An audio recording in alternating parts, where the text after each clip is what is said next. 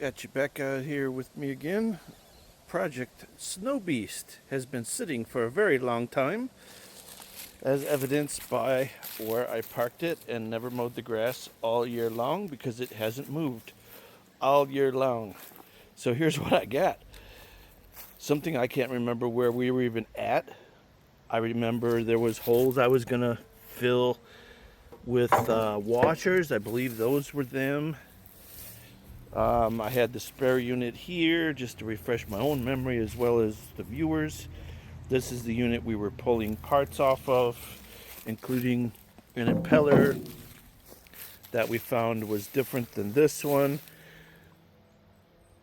That, I don't remember if that's the new one or the old one.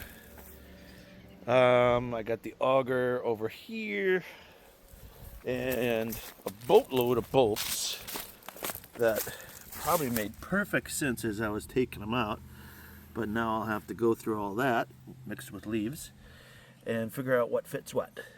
So let's get to it. All right, I moved the machine here to a different area without high grass, and I'm going to do these 3 bolts holes here and the 3 on the other side, and I'm just going to close them back up. What that was, somebody had taken a sheet of metal on the other side, bolted it through with these giant bolts. So we'll just undo what they did in a way that makes sense. These little holes wouldn't have really flowed much snow out anyway, but I'm more worried about the bare metal getting eaten up by salt. And there goes my ear pod. We don't want them to get eaten up by salt. I'm going to take this flap wheel disc here and dress up the area there so if the weld runs into the paint, we're not including paint.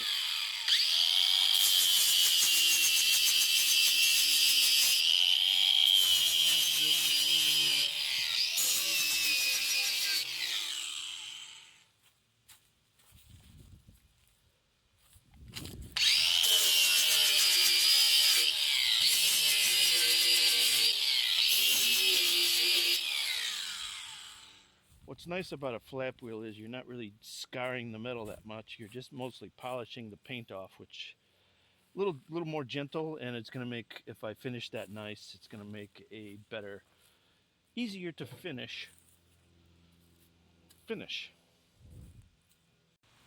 Now here's what I'm going to try for getting these holes filled. I'm going to try just welding around the edge and see if it'll fill. If not, I'll get some little washers. I'll put the magnet, hold those or clamp them somehow, and weld a washer in there, and then I'll just have a small hole to fill in the middle. But I'm hoping if I just go not too hot, just around in a curly Q, maybe we'll be able to get this. I'm going to do that off camera because this welder plays heck with my camera, and I don't want to blow the electronics in the camera. Can get some electromagnetic waves going, and looks like something that's not good to use around your equipment. So I'm going to do that off camera. Bring you back when I'm got these plugged up one way or another. Oh yeah, we got some nice filled up holes there. I did not need to use washers. If you ever do thin metal, well, this isn't really too thin, but just go a little bit, let it cool, go a little bit more, then your weld puddle doesn't fall through. And I was almost able to save my sticker before it melted. I hit it with a cold towel there. Almost able to save that, kind of like the original stickers if they're there. Put that over there to prevent the splatter and everything, and then we'll have a smaller area to repaint. All right, I'll get this prepped up. Same flap wheel disc probably would be good enough.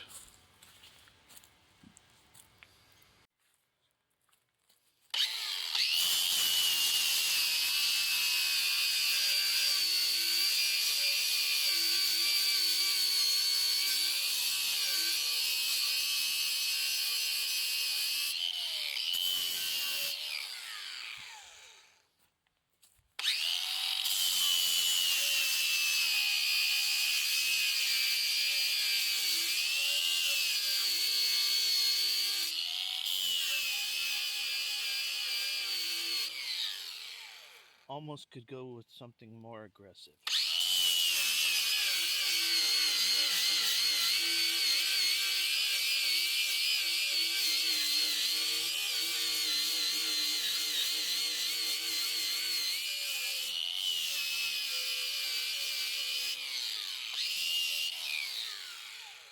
And I got a couple holes there, I see.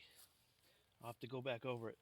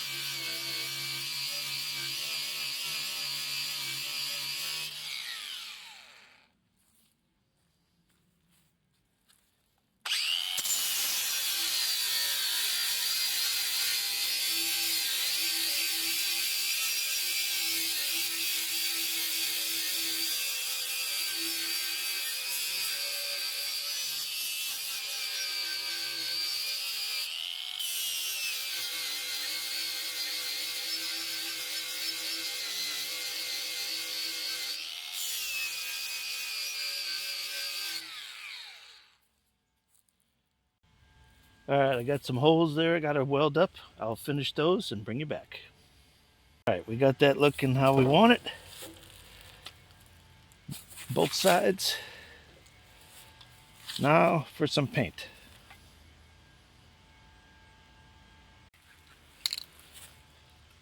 Real John Deere paint. No, I didn't purchase it. Wonder what they charge for that.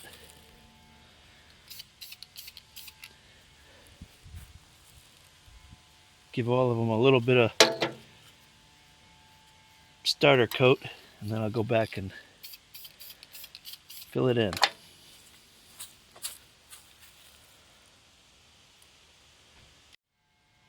Okay, maybe the John Deere paint is worth it, whatever it cost. Look at the match. I mean, we could see from this angle all our wet spots yet, but look at the match. That's actually really good, because a lot of times they come way too orange, too much red in it. Really nice. I'm just gonna go finish the other side a little bit. Again, if you're not familiar with snow equipment where you live, snow usually comes with road salt, and road salt is very corrosive, and of course snow and ice are very wet, so it will rust out very quick. So I'm going to coat those welds on the other side too. Now while that's drying, I'm going to go over, and I just noticed my brand new coupler. I see I already did the coupler. That is chock full of dirt already. Okay, it's not as bad as it looked. I might have just done that just now. Okay, so this part is all apparently ready to go. But we know we need a chain, a sprocket, a shaft. Okay, just getting oriented after you set something down for literally all season, all summer season, spring, summer, we're fall now, where we left off. You kind of do forget where everything was at. Here's what I'm seeing. I got two chain sprockets. This one looks more used than this one, just judging by the shape. These are more pointy. These are more rounded. This has more wear, but I mean, I'm sure we're not past anything good. You can't really tell when you line them up. They look almost identical. It's just, it has been used more recently, so you see the wear marks there. But okay, that tells me that. Now here's what else I got. All these parts. Okay, we got the chain. Now I did find a box. I've got my new chain, and I've got 4 bearings with collars on them. I don't really remember. So this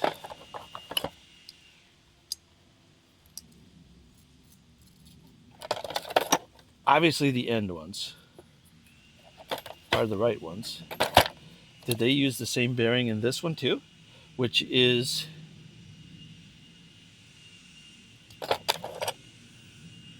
the one for the auger? No, the one for the auger is in there. Okay, just going through this in my head out loud.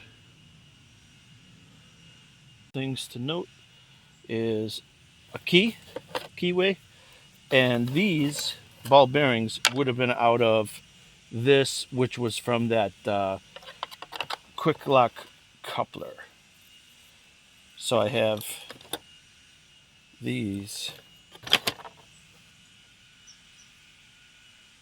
This part here I don't recognize right now. Okay, that apparently has something. Yes, I do. Okay, there's one on there.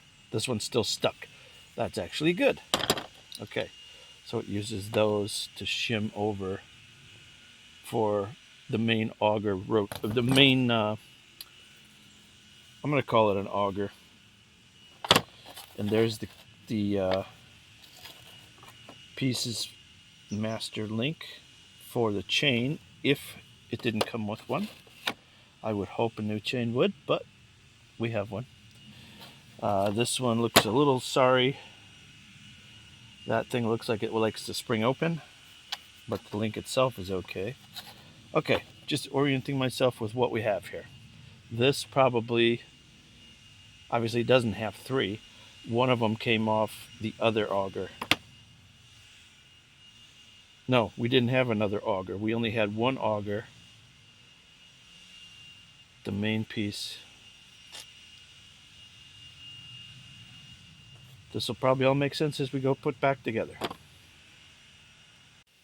Okay, I think I found one of the riddles. This would have been the third piece that I found. I had two ends. So I have that side and that side. Oh, and I'm setting this all in my semi-wet paint. So let's say that's a left. That's a right. One triangle thing there. One triangle thing there. This is the spare one from the center. Off the spare machine. Okay, got it. Think. Let me get to this auger assembly now. I'm calling this whole thing an auger assembly. So what I'm seeing is this part right here. This is bent back a little bit. It hit something hard. Looks like probably a rock or something was in there.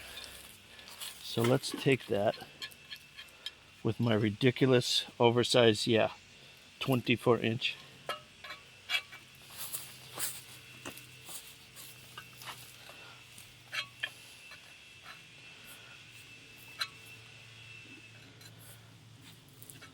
Massage that back a little bit.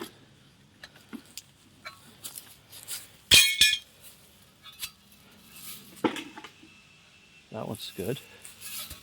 Oh, look at that one, folks.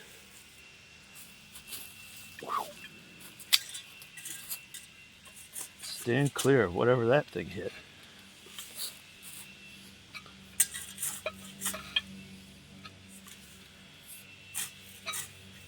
Nice.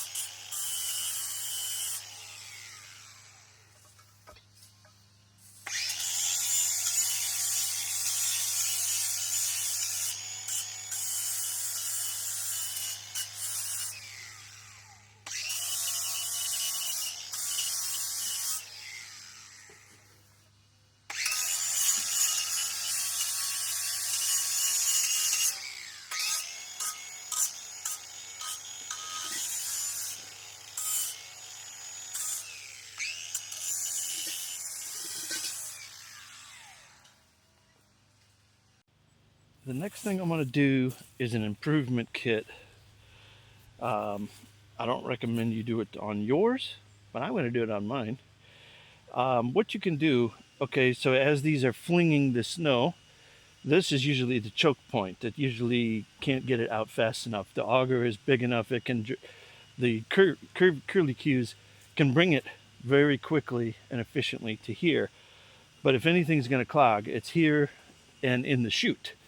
So one way people have found that you can get more performance out of any snowblower is to create some rubber or less clearance out by any means from here to the piece that this spins within.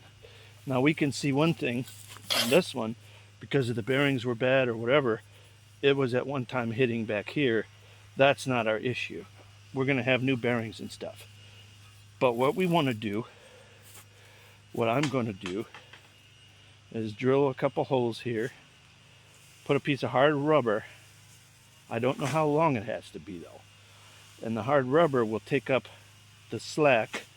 That little bit of space lets the snow bypass as it's turning and could clog your chute much easier. Plus you'll get a much farther throw. The longer these stick out, you'll get a much longer throw. So if there's I assume there's probably a 1/2 inch gap from stock because metal can't hit metal. I want to make just enough that it hits the housing without turning my rubber into a molten mass. If I put too much pressure, too much out pressure, it's going to turn that rubber molten and or diminish my power because of the friction. I already know it's going to wear the paint off in about 2 seconds, so I'm not worried about that. But I don't want it rubbing, I want it rubbing enough that it covers the gap, but not too much that we create too much friction, drag, and just break the rubber off, really. So I need to put this in the housing, do some measurements, then I'm going to take it back out and then figure out where I'm going to drill and how far the rubber needs to stick off. And what am I doing for rubber strips? Well, here's a flat one. Sorry, I don't have the part number. I bought out a dealer years ago, snapper. This is off of some snapper. There's the only remnant of sticker I have left, and there's nothing there to read. Sorry. But what I like about this rubber is, as you can see, it has woven into it a mesh of, whether it be fiberglass or whatever, strings to hold it together. It's not just rubber.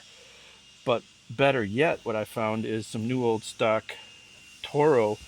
These fit CCR 2000s. The part number is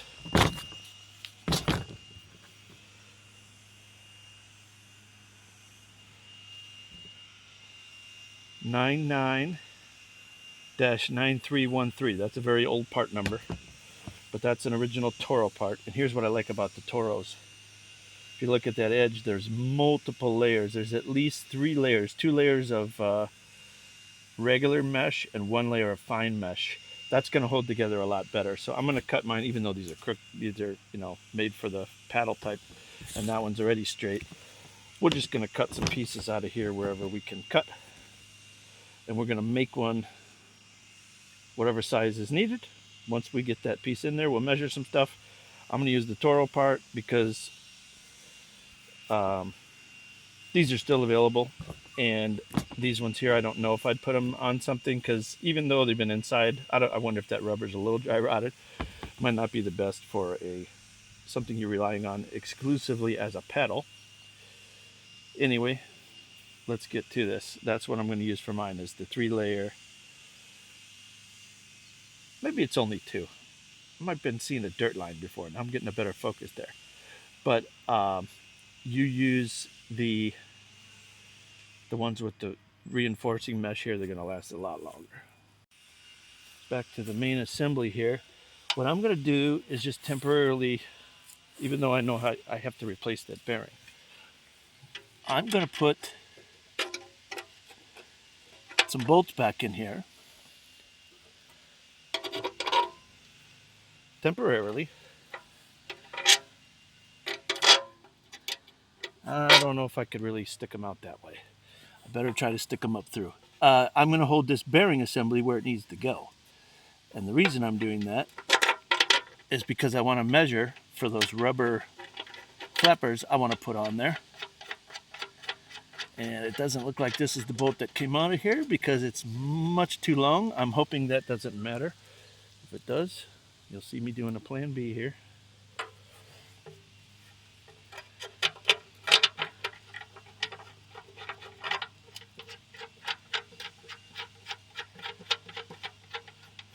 This will just help hold it.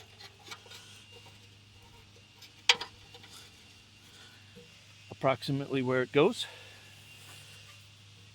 Shouldn't be too much rust in there, just a little greasy rust. Okay, now I'm going to struggle off camera, try to stick that thing through there and see if I can get any kind of good measurement on how long those rubber pieces need to be. I ended up just getting out the new bearing because the old one had some goo inside it. Put that in there. It's been quite a struggle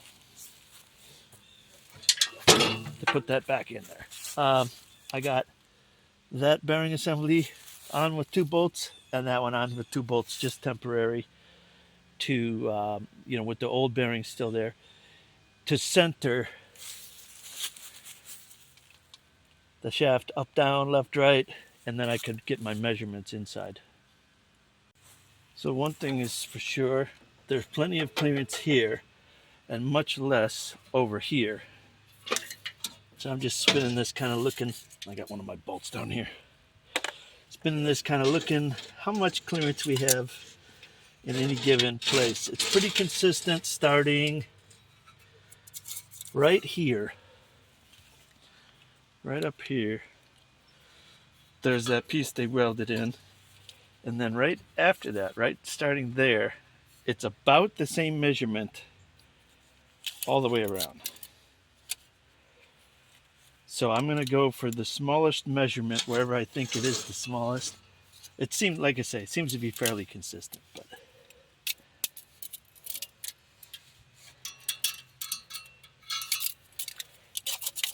yeah, let me try it over here. Very difficult to get a measurement in there. Let me try this piece of square stock.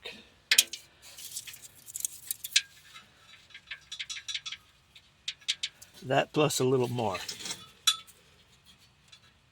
Yep. Same down here. Now over here it is bigger actually. Whether that be because it's out of balance a little bit or that's just how they do it to open it because it's coming off center now. This part here goes away. Interesting. So whatever this is, I assume 1/4 inch, we need to go bigger than that to even touch. So let's take a measurement here.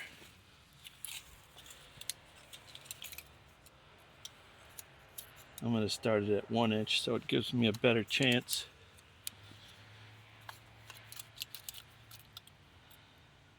Yeah, that's 1/4 inch. So we can say we probably got about a 3/8 gap there. Okay, so we need to come off 3/8 inch off the end of those. That was a whole lot of work to figure that out. Now I got to take it all back apart because I want to be able to drill those easily. The more I look at this, the more I see stuff that needs to be fixed. I didn't realize as I was putting this in, the brace for the gearbox, the torque brace or whatever you want to call it, is terribly bent too. Something must have got caught on that auger one time and tried to spin it. So I'm going to have to straighten that before we get everything put back together here too. See if we can get this piece straightened out.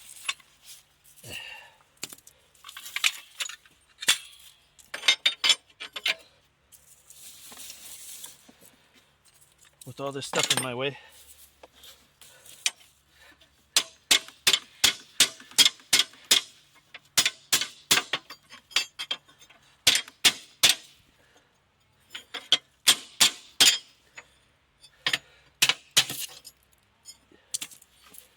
And now the end of it, of course, is cocked at an angle terrible. Sure it is. Yeah, both of them. Oh yeah. Guess I should have seen that one coming.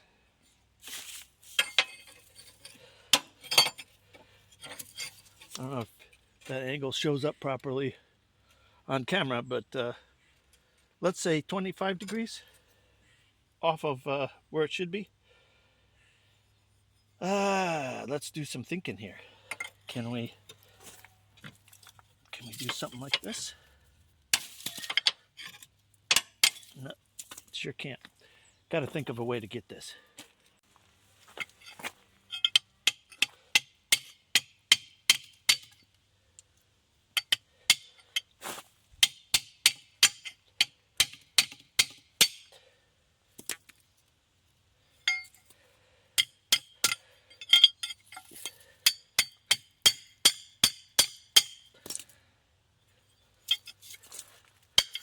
Ow!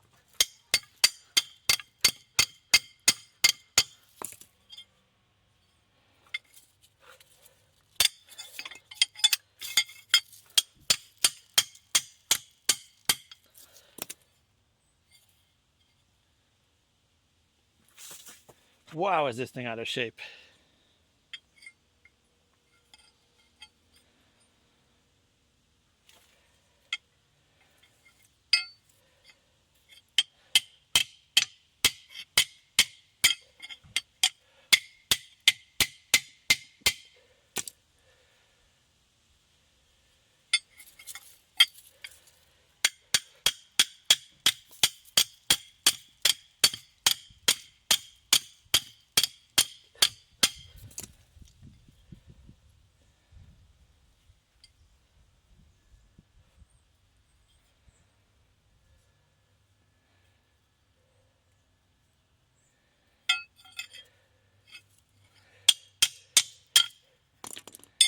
Man.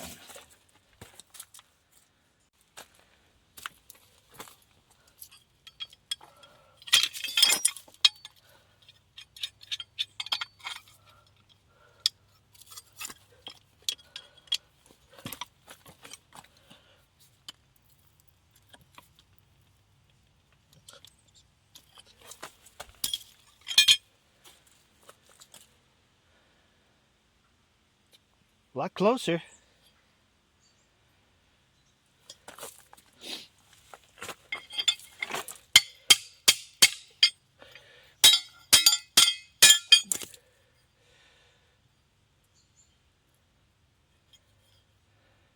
Actually, I'm going to call that good. It is not perfect. This part here has still got a twist in it. I'm going to try to get that twist out just so it'll sit flat when I bolt it. And I think it'll hold that gearbox just fine. So let's think about how we want this. We don't want the rubber on this side because then we'd be building up something and it can't fling it off. So we want to be on the back side with the rubber, and on the front we just want the heads of the bolts. So I think I'll just go 2 bolts. I'm hoping that's going to be enough. If I had to, I could go 2 bolts and then a bar of metal sandwiching it. I'll see how washers look. If they look like they're going to squish it too much and make it tear easily, we could, trap it with a bar of metal with 2 holes in it if we have to, but I don't think that's going to be necessary. So let's measure this out and cut some rubber. Okay, I'm going to have to see how we're going to mount this because it does have this cross brace here. I can go a full 4 inches there. It's really only 3 3/4 to the end of the metal, but you can go a little more maybe. Maybe that'll help the paddling action. If it is in the way a little bit, I suppose it would just grind itself off, but I'm going to have to see. We may have to cut a slit in it to get it to sit right where this is, because it is not going to throw it proper. Or do we just go... I realize the camera's got a little bit of a problem here with the light. There we go. Now you can see the cross brace. Do we just go here because this is going to be the part that it's flinging anyway? This is just going to be channeling it here. This isn't going to be throwing it anyway. So I think I'll just go behind that, in which case a 3 1/4 inch piece might fit just right. We'll cut one 3 1/4 and see how that works. Another thing I want to see is, are these all three the same way? It looks like they're pretty much the same. Okay. So I've got the Toro paddle here. I'll leave a link in the description in case somebody else is going to buy a Toro paddle.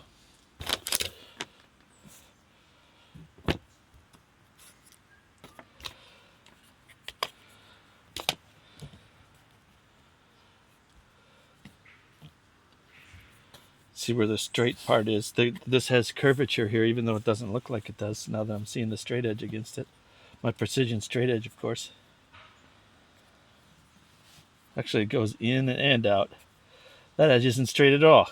Okay, looks like I'll have to cut that. I don't know if that shows up on camera, but that's quite irregular. Not straight like I thought. Okay. See if black marker shows up on black. If not, I got a paint marker we can go with. Yeah, that'll be good enough.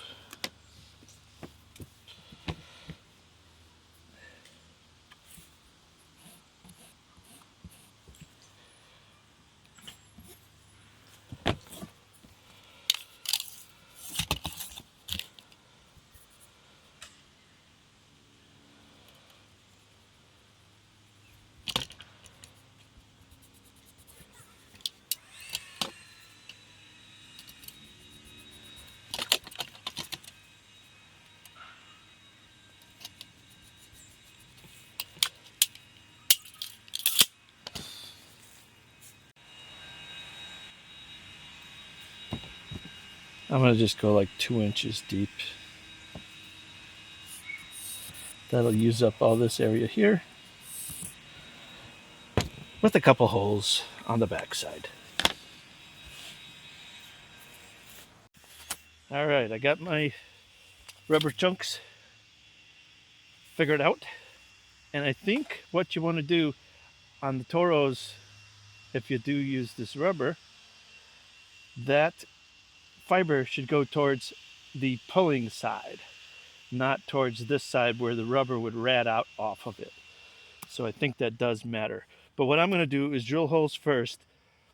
And because there's a little unevenness here, I'm going to drill these individually. I'm not going to try to just get holes here and then hope they line up in the metal. We're going to go with the metal first and make the rubber part have to meet it. But I'm just trying to line everything up here where I want. You don't want to go to the edge ever.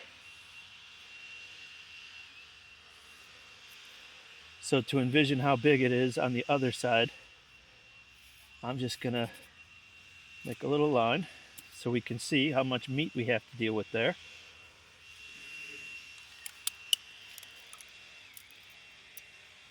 Then on mine, I'm going to go 3/4 of an inch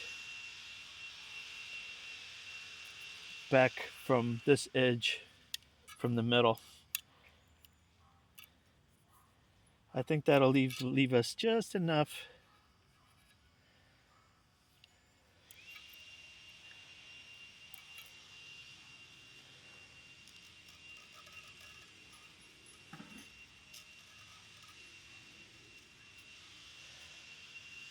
somewhere like that, and then not too close to the edge and not too close to this edge, something like that. And this is pretty heavy metal, so it's going to be a little challenge to drill it, I'm sure.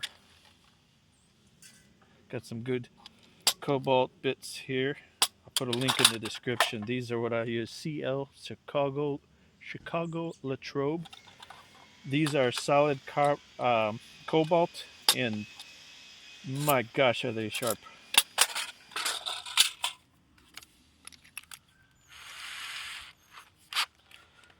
These are, if I have to be a fanboy, that's my brand. I'm sure everybody's got their own favorite. Yeah, ask 50 people what their favorite drill bit is, you get 52 different answers.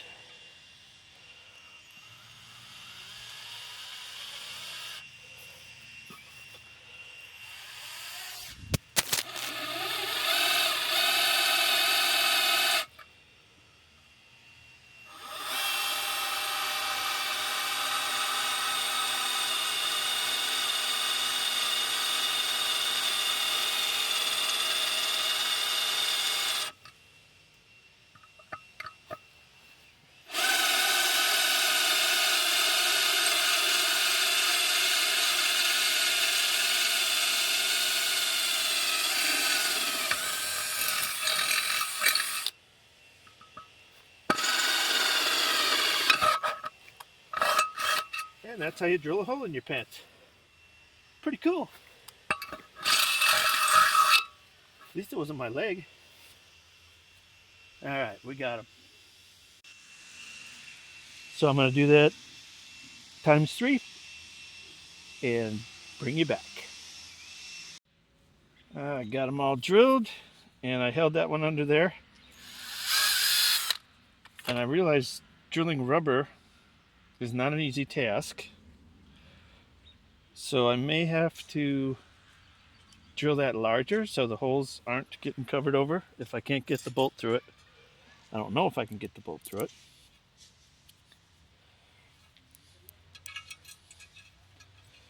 I guess if I was really a professional, I'd get like a plow bolt or something with a very small head protruding here. And the flattest, most unobtrusive head would be the best, because you want that to fly off of there, fling off of there pretty nice. But we're just going with regular bolts.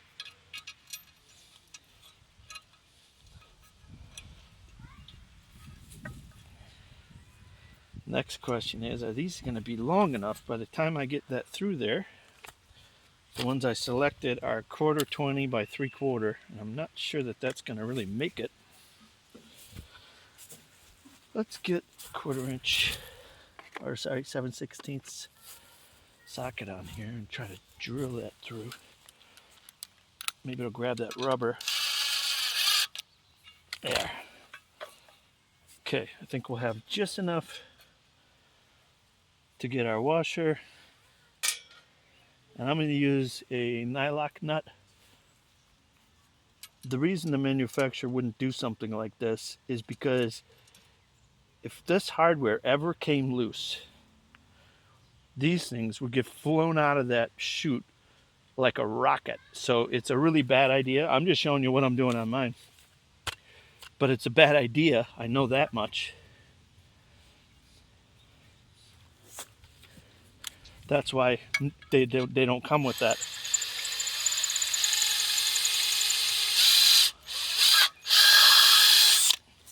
Because they would never be able to guarantee that the hardware would stay on there.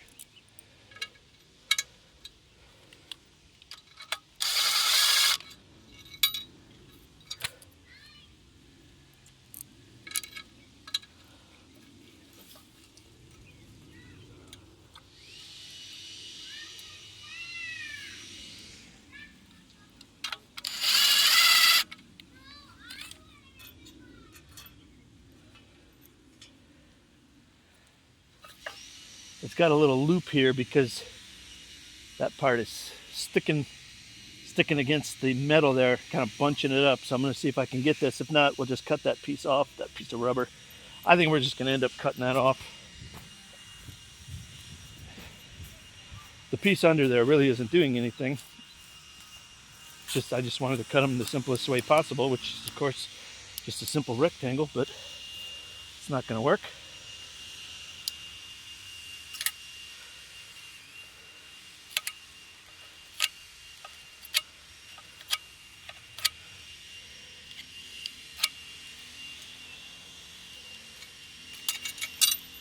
Whoops.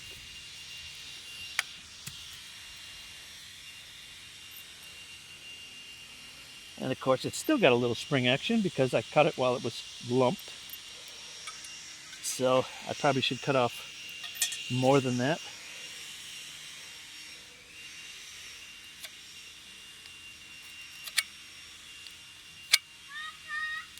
I don't know if that'll work or not. Let's try that.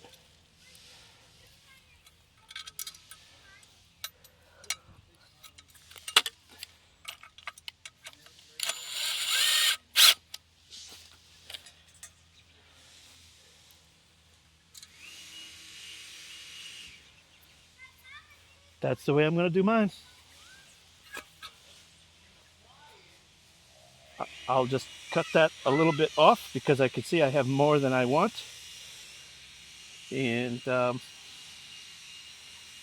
it won't have to rub so hard on the housing. So now, before I get ahead of myself, we're in the process of semi-reassembling things now. I am going to disassemble more. For those of you that don't know how these snowblowers work, that shaft goes up to the gearbox, turns a shaft that goes here. That shaft is not directly connected to this. This is just able to spin around it. The only way it's attached is through a shear bolt located right here. So that inside part drives this. It's keyed right here. Drives that. And then the only way, so if ever this part got stuck on something, ran into something dangerous, ice, something that it couldn't get through without shearing off the gearbox, what's here to protect it is this bolt here will shear clean off right there. Now the only way that's going to shear is if it's not rusted, the inside of this, not rusted to the shaft. This thing is supposed to be just overrunning it. If it gets a rusty shaft in there, then it's going to get tied together and you're never going to get it apart and you're never going to be able to service it, and it's never going to be able to protect these gears from shearing. There is a Zerk fitting here.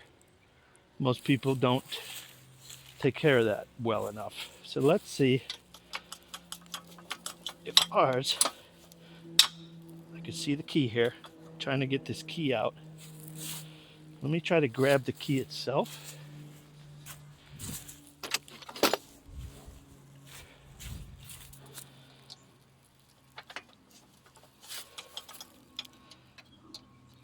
I thought that key was coming out separate. The key should only really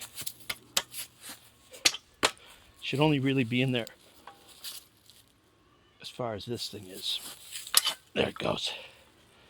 So we want to make sure that shaft is greased and clean. Got the grease off of there pretty good. Now we'll take some Emery cloth.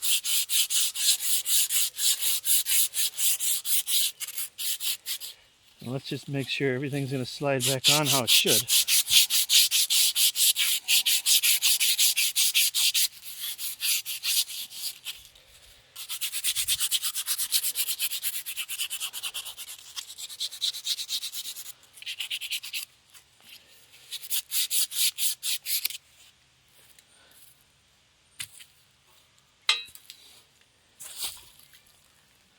I'm not really going to attempt to try to clean the inside of that, but there's ways I guess you could.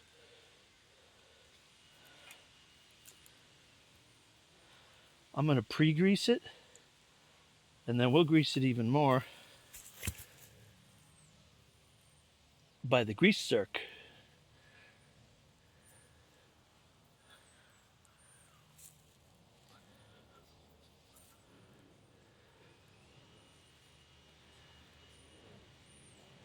Gets them in that keyway, so that'll help us prevent corrosion.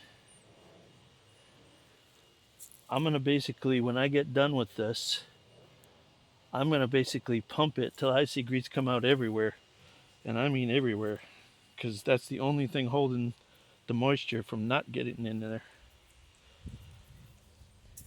Because once that shaft gets stuck on, once this shaft would seize onto that main part, it would be just about impossible to get it off,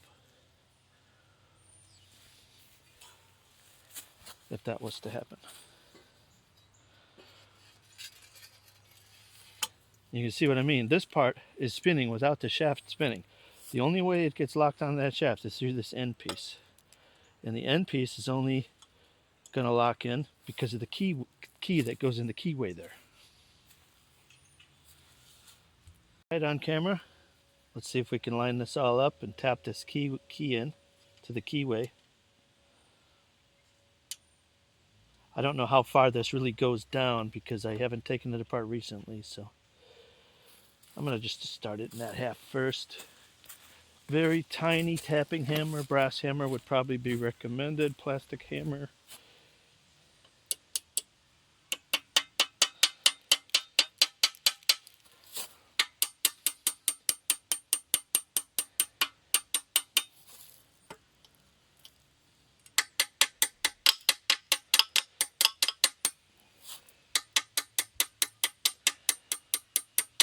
I'm just hitting the keyway the key itself,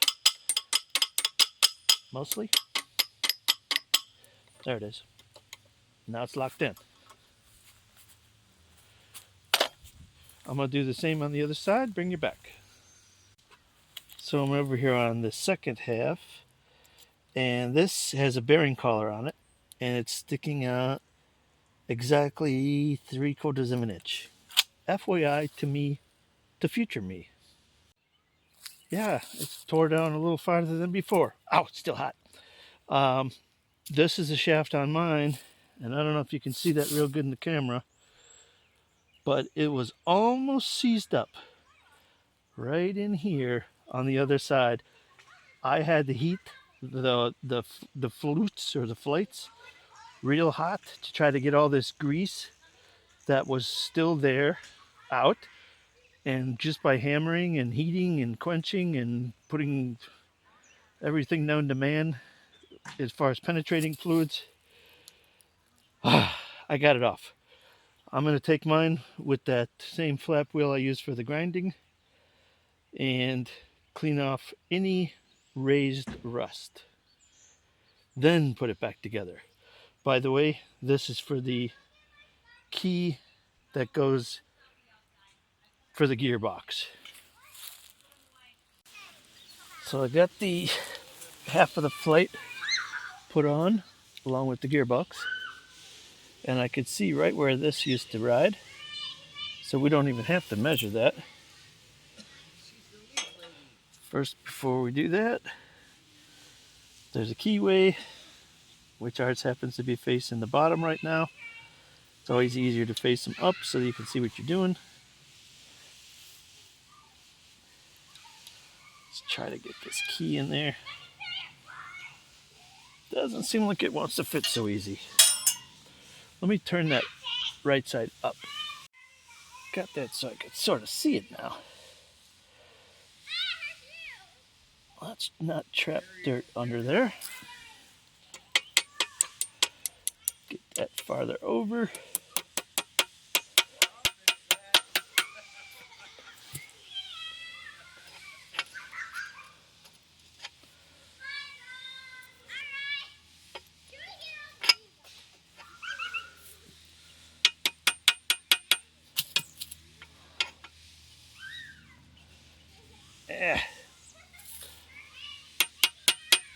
Not down all the way. I must have grease behind it a little bit. Okay.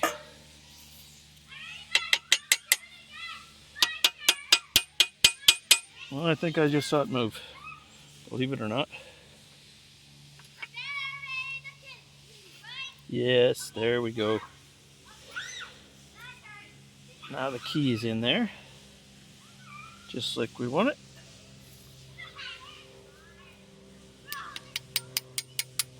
Get full engagement, so I want that key to move down a little bit.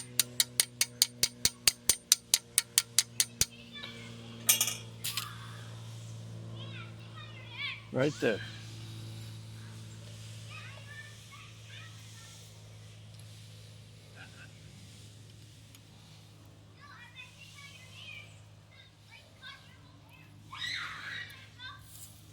It's nice to get one piece back together, because as I keep messing with this piece slides and then the middle gearbox slides off it. If you're doing yours, you'll see what I mean. Once you get everything loosened up again, all the pieces don't want to sit where they're supposed to be. Keeps rolling away from you.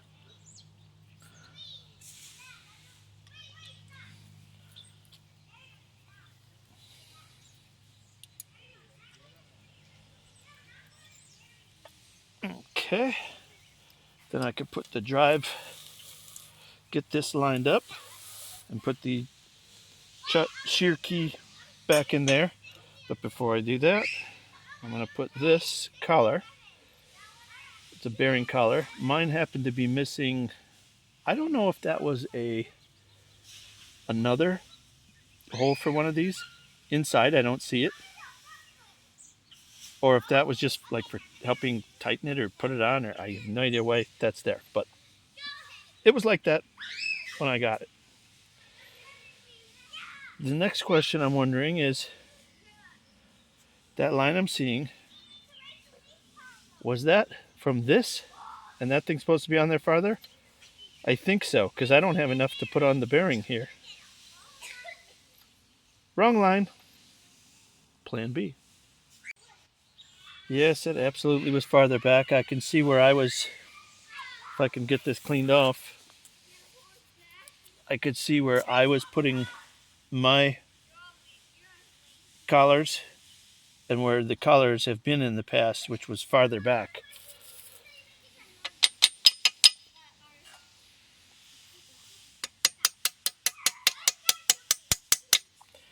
Can I get that farther? Why is that so stuck? That key.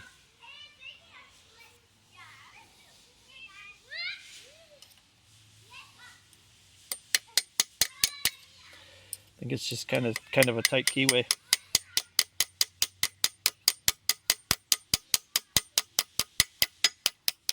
There it goes. All right. So basically, this part was supposed to be up here. It wasn't supposed to be that part where the line was. It was supposed to be this part where the line was. Let's see if we can tighten that up like that. I think we can.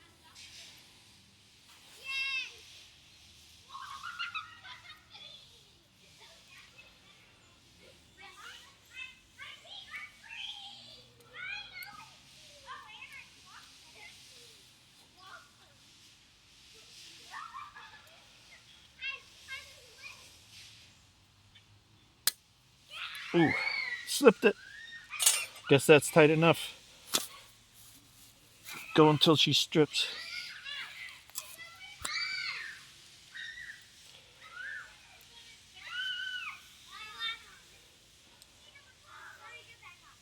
No need to go crazy on these. There is a keyway. But in case that collar slips, I guess we don't want it walking. Alright. And then I'll find that bolt.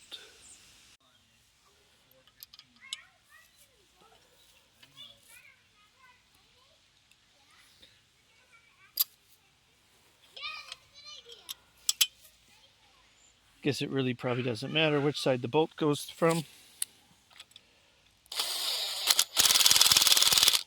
And which side is the nut side. All you're doing is tying those two pieces together. So then if something does stop this, this piece can continue turning without breaking your gearbox. Show you how this goes. So it's going to be, there's a little recess in this collar. The bearing has a protrusion, fits on there. Then you're going to put one half of your bearing holder, other half of your bearing holder.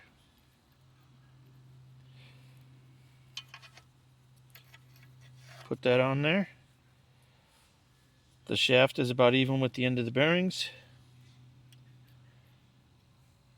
And we'll tighten that thing down. This one I don't think is the right one though, because I have it has an adapter that goes on there. That wasn't the one that came off of there. It may still be the right one. Let's look. This one came off the bearing in the back. We could see our rusty old bearings, and we could see that it was on this side, but either half is the same, so it doesn't matter. So we'll just go like this. So the circle holes, does it line up with the circle holes or it's the square holes? I guess the square holes are really the right ones. Those would, if you were going to use a carriage bolt, you'd put the square hole carriage bolt through there, then through here, then through the housing. So I may have to adjust this a little bit in and out depending on the exact width of the housing, but it looks like that's right where it was before.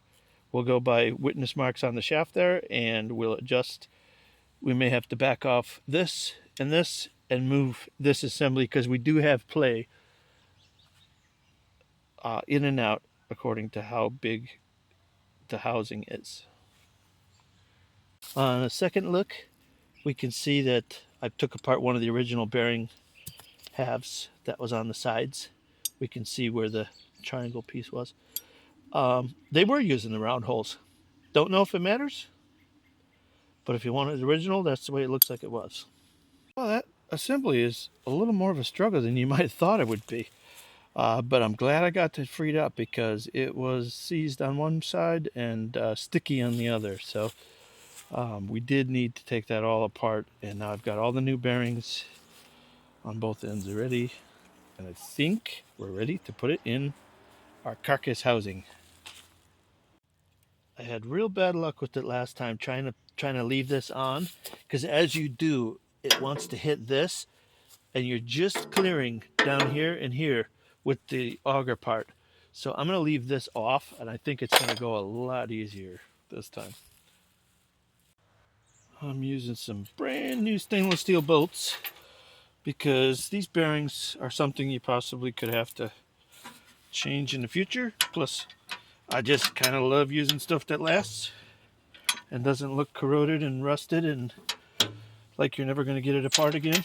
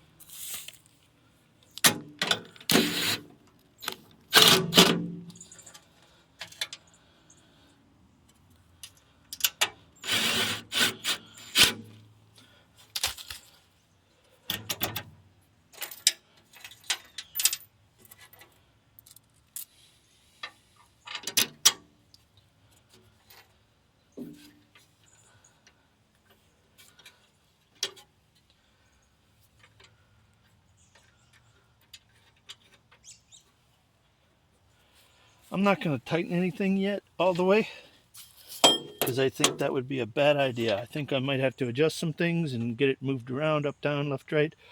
Here's what I don't know. What I see there is holes there. Maybe that's so you can get a wrench to tighten that back. No, those wouldn't be. Those are just holes. I'll show you what I'm thinking about next. Let me get this picked up so I don't lose that all.